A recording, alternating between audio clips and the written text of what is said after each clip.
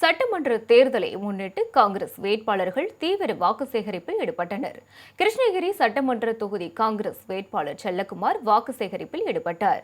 தவளம், மரிக்கம்பள்ளி உள்ளிட்ட பல்வேறு கிராமங்களில் அவருக்கு மலர் தூவி உற்சாக வரவேற்பு அளிக்கப்பட்டது.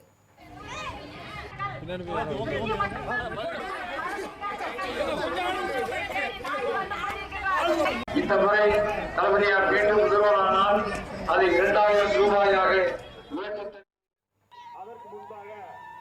தென்காசி மாவட்டம் சங்கரன்கோவில் சட்டமன்ற தொகுதியில் போட்டியிடும் காங்கிரஸ் வேட்பாளர் சங்கை கணேசன் தீவிர வாக்கு சேகரிப்பில் ஈடுபட்டார். அப்போது பேசிய அவர் கை சின்னத்தில் வாக்களித்து அமோக வெற்றியடைய செய்ய வேண்டும் என்றும் அவர் கேட்டுக் கொண்டார்.